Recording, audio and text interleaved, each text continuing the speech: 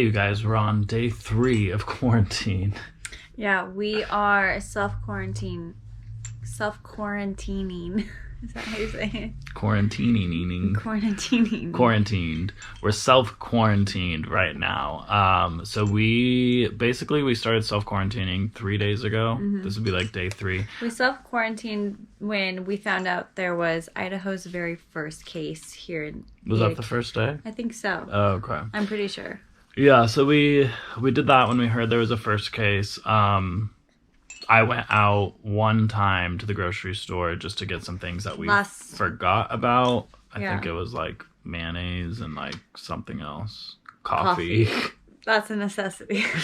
Yeah, so you guys know that we have kind of been a little bit more paranoid than a lot of people about the coronavirus. Not paranoid, just like we took it more seriously. Yeah. We thought that this could be we were just informed. Like something that could be very dangerous. And Corbin was super updated on all the things that were happening in countries where it was spreading much more quickly and it was really affecting those countries. He really stayed up to date with that.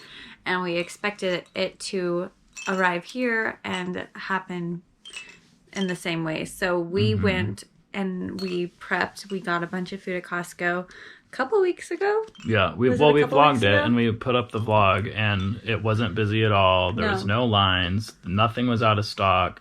And we got a lot of criticism for that because people said we're overreacting. But today, so I posted about this on my Instagram yesterday. If you guys don't follow us, go check us out over there and you can see what I posted. But someone actually today, I didn't tell you this, but they were like, thank you for making that vlog about going to Costco because we went out the day that we watched it and we got all our stuff. Oh, good. And then we didn't. Yeah. So they got all of their supplies and they didn't have to wait in lines and stuff. So. And I mean, I don't want to be like, told you so, you know, like, no. I don't want to feel like that's like not the message we're trying to say. We're just trying to say like, we're still at a point where people, this is your chance to take it seriously. Yeah. Well, in the U.S. So my whole point when I posted about it was, the reason that we were prepared and that we have been a step ahead every single time is because of the media or the news. So if you guys don't know, I was a news producer, and I just know how important being informed is. And I know a lot of people out there say fake news now and think the media is lying and brainwashing you. There's still some people right now today that don't think this is a serious pandemic, even though all the government organizations have called it a pandemic. Everyone's trying to prepare for it. Everyone's trying to take it seriously. Mm-hmm. There's still people that don't believe it because they think the media is brainwashing them. But in all honesty, the media isn't there to brainwash you. You are an active participant in the media. So how media has been designed, and I don't like calling it media because it just groups everyone together. Yes, there are bad apples out there and there are people that are telling you lies.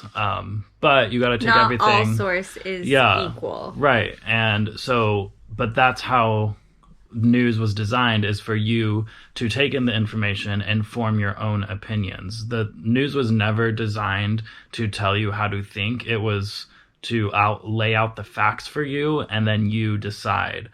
That's how my news philosophy has always gone. That's how a lot of reporters, there's thousands of reporters and producers and photojournalists out there that have that exact same news philosophy. It's supposed to be unbiased. It's supposed to be just the information and the facts that we know. And then you take it in and make your own decisions. But in times of emergency, especially, it is so important to be an informed citizen. And I'm not going to tell you to watch the news. You don't have to watch the news. But to me, it's just a smart thing to do right now. And it has just proven to us that we have been able to stay one step ahead because we are staying up to date with our news and getting it from multiple sources, not just one channel. That's another thing about news. You're not supposed to just watch one news source. You're supposed to watch multiple news sources, read different news sources, and then make your own opinion and just be an informed citizen. But on that post, someone was saying how like the media is just profiting from this and it's fear mongering. And yeah, like people are going to profit off of this, but it's not like they asked for that. I can say the exact same things about hospitals and doctors and be like, doctors are going to profit from this coronavirus. Yeah, but it's not like they wanted this to happen, you know? Also, like the reporters and producers and photojournalists out there, they are also putting their lives on the line and their families' lives on the line. And then for people to turn around and call them liars and fake news, it just kind of aggravates me as a former news person in the news industry, because we're not saying that about nurses and doctors. We're not calling them liars. We're not criticizing their work. It's everybody is just in this together, and this is a time of emergency, and everyone needs to come together, and everyone just needs to do their part to help. So the way that we are trying to help is by staying inside and staying quarantined. Mm-hmm. And we know that not everyone is in a position where they can do that. Not everyone, some people have to go to work where like if they don't nurses, go, and police officers and firefighters, essential people. Well, and also there's people like their boss is gonna maybe fire them if they don't show up to work because they aren't taking it seriously, or they're not in a place yet where they think it's really gonna affect them at this point. I get it. Like my siblings, they are still having to go to work, and I hope that changes soon, but that's what they have to do right now. Mm-hmm. So I get it. But besides the things you have to essentially do in order to take care of yourself and your family, besides those things, please, we're asking you if you don't need to like go out to the bar and drink, or you don't need to go out to eat. You can order takeout and get delivery. We just wanted to ask all of you guys that do watch us and are part of the Wander family to just try to isolate yourself as much as possible so that we can hopefully lower the curve of cases. Basically, I know a lot of people are saying we need to lower the curve, but they're not really explaining it. Basically, some are explaining it, but what they're saying is they don't want everyone to get sick all at once, because obviously the hospitals will get overwhelmed. So if we can have the same amount of cases, say 100,000 people are going to get sick, but just spread it out over a longer period of time. So say we quarantine right now, and then we come out of our house in 2 weeks, and then we get sick. It's like, okay, well, at least we weren't in that huge rush in the first 2 weeks, or, it'll take time for us to get sick. So it's basically just like, we're not afraid of the virus. It's more, we are trying to help stop this crazy surge to the hospitals. And yeah, we do have family members that the virus could be deadly to. And so that's another reason why we're quarantining right now. There's so much about it. There's so many reasons to quarantine. And it's not just like, oh, you don't want to get sick. There's like, you could be carrying it and you don't even know. Mm-hmm. And maybe you happen to become in contact with somebody who has a weakened immune system, and then they get it, and then they're not off to a great start. And it is also scary just having kids. I know kids don't really get it that bad, but it still is just scary. Like this little guy, it's like if he got it, I don't know if it'd be bad or not. We don't know. Well, it would probably be bad if, the hospitals are overrun. Like what if he is going to be fine, but he needs a little help? And then there's just not enough people to help because they're overrun. And so it's just scary. And it's especially scary because the numbers aren't right, because there's not enough testing. You read story after story after story of people who think they have it, but they're not allowed to have a test. Right. And that is just...